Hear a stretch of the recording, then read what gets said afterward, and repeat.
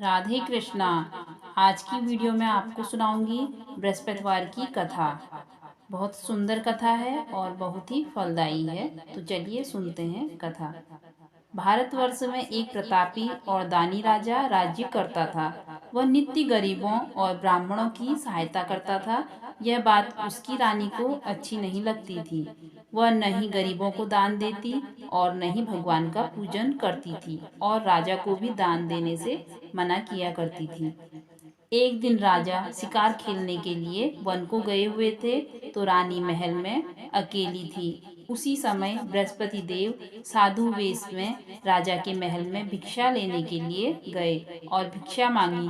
रानी ने भिक्षा देने से इनकार किया और कहा, हे साधु महाराज, मैं तो दान पुण्य से तंग आ गई हूँ।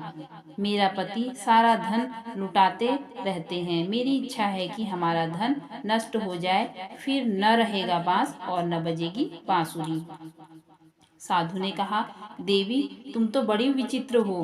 धन संतान तो सभी चाहते हैं, पुत्र और लक्ष्मी तो पापी के घर भी होने चाहिए। यदि तुम्हारे पास अधिक धन है तो भूखों को भोजन दो, प्यासों के लिए प्याऊ बनवाओ, मुसाफिरों के लिए धर्मशालाएं खुलवाओ।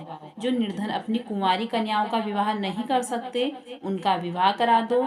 और ऐसे ही कई काम हैं जिनके करने से तुम्हारा यश लोक परलोक में फैलेगा।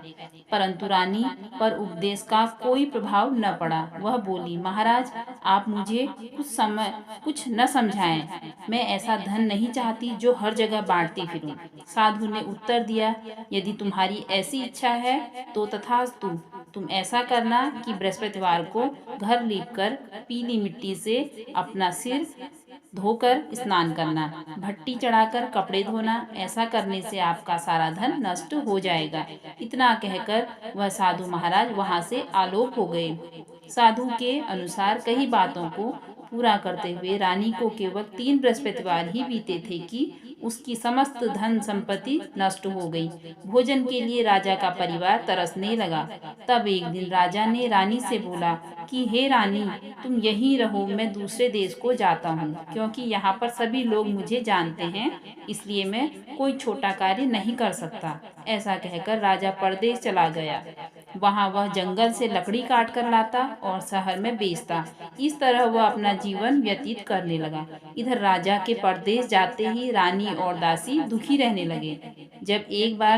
जब रानी और दासी को 7 दिन तक बिना भोजन के रहने पड़ा, तो रानी ने अपनी दासी से कहा, हे दासी, पास ही के नगर में मेरी बहन रहती है, वह बड़ी धनवान है। तू उसके पास जाकर और कुछ ले आ, ताकि थोड़ी बहुत गुजर बसर हो जाए। दासी रानी की बहन के पास गई। उस दिन गुरुवार था और रानी की बहन उस समय बृहस्पतिवार की व्रत की कथा सुन रही थी। दासी ने रानी की बहन को अपनी रानी का संदेश दिया, लेकिन रानी की बड़ी बहन ने कोई उत्तर नहीं दिया। जब दासी को रानी की बहन से कोई उत्तर नहीं मिला, तो वह बहुत दुखी हुई और उसे क्रोध भी आया। दासी ने वापस आकर रानी को सारी बात बता दी। सुनकर रानी ने अपने भाग्य को कोसा। उधर रानी की बहन ने सोचा कि मेरी बहन की दासी आई थी, परंतु मैं उससे नहीं बोली, इससे वह बहुत दुखी हुई होंगी। कथा सुनकर और पूजन समाप्त करके वह अपनी बहन के घर आई और कहने लगी, हे बहन, मैं बृहस्पतिवार का व्रत कर रही थी।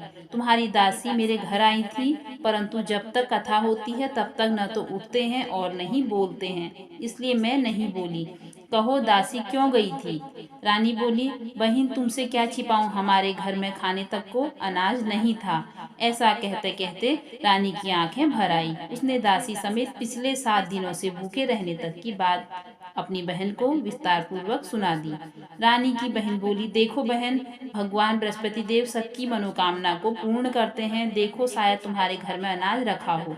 पहले तो रानी को विश्वास नहीं हुआ, पर बहन के आग्रह करने पर उसने अपनी दासी को अंदर भेजा, तो उसे सचमुच अनाज से भरा एक घड़ा मिल गया। यह देखकर दासी को बड़ी हैरानी हुई।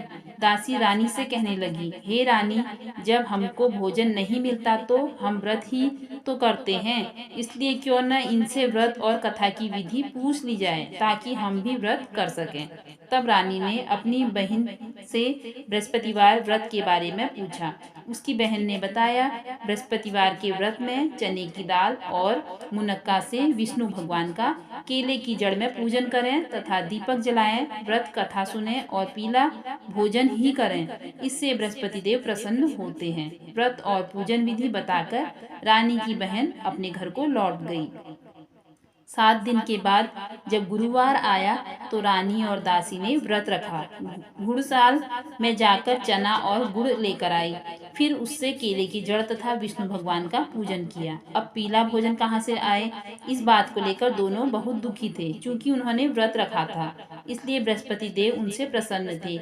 इसलिए वे एक साधारण व्यक्ति का रूप धारण कर 2 थालों में सुंदर पीला भोजन दासी को दे गए। भोजन पाकर दासी प्रसन्न हुई और फिर रानी के साथ मिलकर भोजन ग्रहण करने लगे। उसके बाद वे सभी गुरुवार को व्रत और पूजन करने लगे। बृहस्पतिवार भगवान की कृपा से उनके पास फिर से धन संपत्ति आ गई, परंतु रानी फिर से पहले की तरह आलस्य करने लगी। तब दासी बोली, देखो रानी, तुम पहले भी इस प्रकार आलस्य करती थी। तुम्हें धन रखने में कष्ट होता था, इस कारण सभी धन नष्ट हो गया, और अब जब भगवान बृहस्पति की कृपा से धन मिला है तो तुम्हें फिर से आलस्य होता है। रानी को समझाते हुए दासी कहती है कि बड़ी मुसीबतों के बाद हमने यह धन पाया है, इसलिए हमें दान पुण्य करना चाहिए, भूखे मनुष्यों को भोजन कराना चाहिए और धन को शुभ कार्यों में खर्च करना चाहिए, जिससे तुम्हारे कुल का यश बढ़ेगा, स्वर्ग की प्राप्ति होगी और पितृ प्रसन्न होंगे। दासी की बात मानकर रानी अपना धन शुभ कार्यों में खर्च करने लगी, जिससे पूरे नगर में उसका यश फैलने लगा। बृहस्पति देव ऐसे ही हैं, जैसे जिसके मन में कामनाएं हैं सभी को पूर्ण करते हैं, और जो सद्भावना पूर्वक बृहस्पतिवार का व्रत करता है एवं कथा पढ़ता है अथवा सुनता है, दूसरों को सुनाता है, बृहस्पति देव उसकी सभी मनोकामनाएं पूर्ण करते हैं। तो बोलिए श्री बृहस्पति देव भगवान की जय हो। जय बृहस्पति देवा स्वामी, जय बृहस्पति देवा। छिन छिन भोग लगाऊं कदली फल मेवा। ओम जय बृहस्पति देवा। तुम पूर्ण परमात्मा, तुम अंतर्यामी, स्वामी तुम अंतर्यामी। जगत पिता जगदीश्वर, तुम सबके स्वामी। ओम जय बृहस्पति देवा। चरणामृत निज निर्मल, सब पातक हरता, स्वामी सब पातक हरता। सकल मनोरथ दायक, कृपा करो भरता। ओम जय बृहस्पति देवा।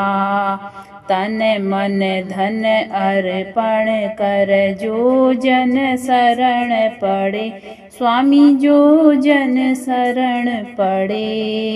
प्रभु प्रकट तब होकर, आकर द्वार खड़े। ओम जय बृहस्पति देवा। दीन दयाल दयानिधि, भक्तन हितकारी, स्वामी भक्तन हितकारी। पाप दोष सब हरता, भव बंधन हारी। ओम जय बृहस्पति देवा। सकल मनोरथ दायक, सब संशय तारो, स्वामी सब संशय तारो।